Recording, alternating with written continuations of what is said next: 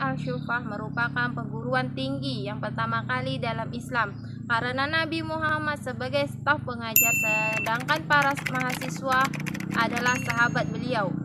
Beribu-ribu macam cara menyentuh pesonanya yang ada. Dia tersenyum, oh sungguh manja ketika ku sapa dirinya. Assalamualaikum warahmatullahi wabarakatuh. Welcome back to channel DR Kusi MPD TV.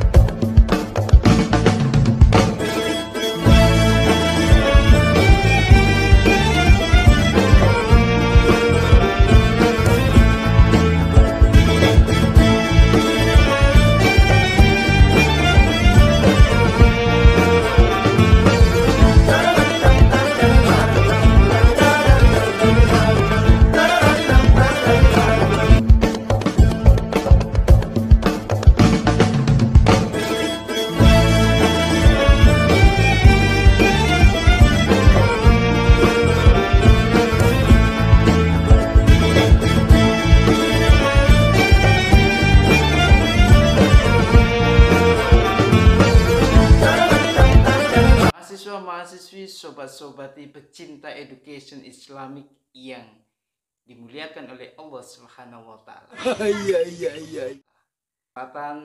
Di perkuliahan hari ini kita akan melihat bagaimana presentasi tugas kuliah mahasiswa-mahasiswi kami yang berada di urutan ketiga. Salah. Ketiga. Itu yuk kita sama-sama melihatnya kreasi bagaimana mahasiswa di dalam menyampaikan tugas kuliahnya berikut ini. Alhamdulillahirrabbilalamin. Wassalatu wassalamu ala israfi anbiya minal mursalin wa ala washabihi ajmain amma ba'du. Perkenalkan, nama saya Zulfianingsih dari kelas 2C NIRM 12-14-22-19-407, Prodi Pendidikan Agama Islam, mata kuliah Sejarah Pendidikan Islam, dosen pengampu Dr. Iwan Agus Supriyono MPD. Di sini saya akan membahas tentang pendidikan Islam masa klasik. A few moments later. Yang pertama, munculnya pendidikan Islam bersamaan dengan lahirnya Islam itu sendiri. Pendidikan pada awalnya dilakukan dari rumah ke rumah, di masjid-masjid dan sebagainya.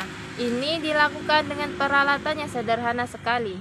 Pendidikan Islam sebagai suatu sistem merupakan sistem tersendiri di antara sistem pendidikan di dunia ini.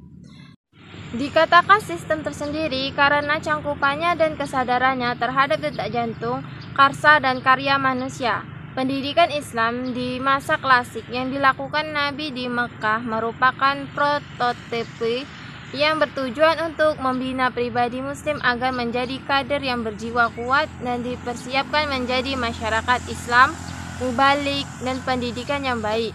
Setelah hijrah, pendidikan Islam mengalami perkembangan dan pendidikan diarahkan juga untuk membina aspek-aspek kemanusiaan dalam mengelola dan menjaga kesejahteraan dan alam semesta.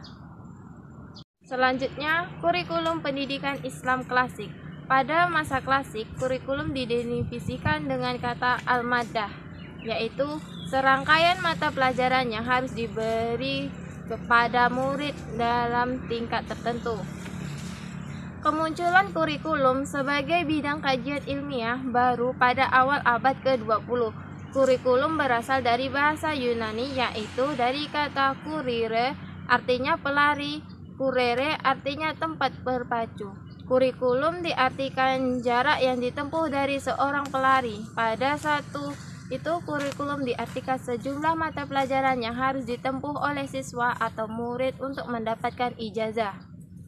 Menurut Crow and Crow mendefinisikan seperti yang dikutip oleh Ramayulis bahwa kurikulum adalah rancangan pengajaran atau sejumlah mata pelajaran yang disusun secara sistematik untuk menyelesaikan suatu program untuk memperoleh ijazah.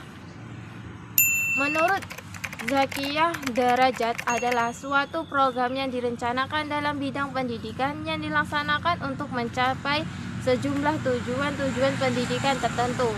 Menurut William B., rangan kurikulum adalah seluruh usaha sekolah untuk merangsang anak belajar baik dalam kelas, di halaman sekolah maupun di luar sekolah. Kemudian pengertian kurikulum menurut fungsinya. Yang pertama, kurikulum sebagai program studi adalah seperangkat mata pelajaran yang mampu dipelajari oleh peserta didik di sekolah atau di instansi pendidikan lainnya. Kedua yaitu kurikulum sebagai konten adalah informasi yang tertera dalam buku-buku kelas tanpa dilengkapi dengan data atau informasi lainnya yang memungkinkan timbulnya belajar. Yang ketiga, kurikulum sebagai kegiatan berencana adalah kegiatan yang direncanakan tentang hal-hal yang akan diajarkan dan dengan cara bagaimana hal itu dapat diajarkan dengan hasil baik. Yang keempat, kurikulum sebagai hasil belajar adalah seperangkat tujuan untuk memperoleh suatu hasil tertentu. Dan yang kelima, kurikulum sebagai pengalaman belajar adalah keseluruhan pengalaman belajar yang direncanakan di bawah pimpinan sekolah. Sejarah kurikulum pendidikan Islam klasik. Yang A. Kurikulum pendidikan rendah. Pertama, karena tidak adanya kurikulum yang terbatas, baik untuk tingkat rendah maupun tingkat penghabisan, kecuali Al-Quran yang terdapat pada seluruh kurikulum. Kedua, kesukaran membedakan di antaranya fase-fase pendidikan dan lamanya belajar karena tidak ada masa tertentu yang mengikat murid-murid untuk belajar pada setiap lembaga pendidikan. Yang B. Kurikulum pendidikan tinggi. Halakah kalau mau menyebut demikian bervariasi tergantung pada syekh yang mengajar. Pada mahasiswa tidak terikat untuk mempelajari mata pelajaran tertentu. Demikian juga guru tidak mewajibkan kepada mahasiswa untuk mengikuti kurikulum tertentu. Mahasiswa bebas mengikuti pelajaran di sebuah halaqah dan berpindah dari sebuah halaqah ke halaqah yang lain, bahkan dari satu kota ke kota yang lain.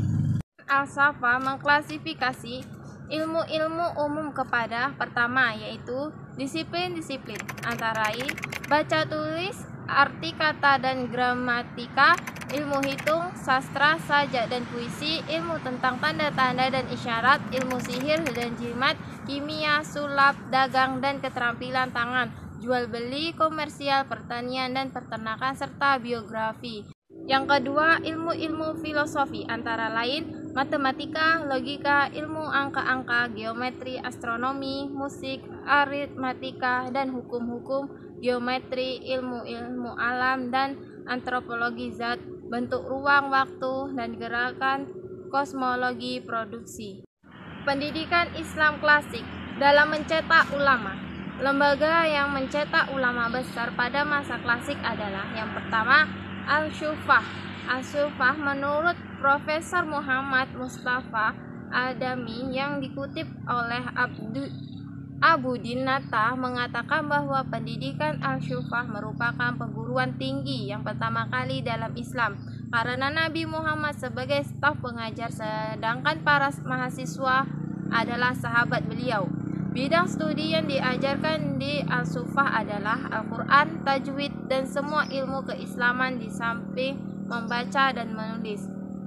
Perguruan tinggi Al-Syufah memiliki banyak alumni, di antaranya Abu Hurairah, Abdullah bin Umar, Abdullah bin Mas'ud, dan Abdullah bin Amir bin Azhar. Al-Azhar sebagai bukti historis monumental dan produk peradaban Islam yang tetap eksis sampai sekarang, merupakan lembaga tertua di dunia Islam, serta sebagai pelopor kemajuan dan perkembangan ilmu pengetahuan.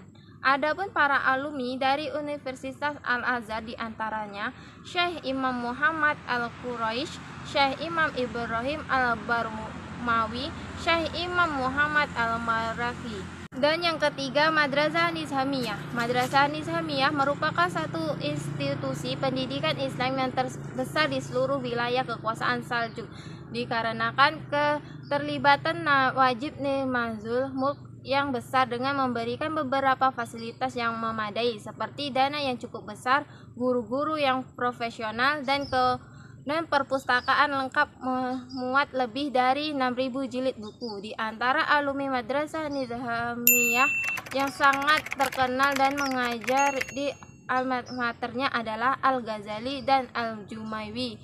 Sekian pembahasan saya. Terima kasih. Wassalamualaikum warahmatullahi wabarakatuh.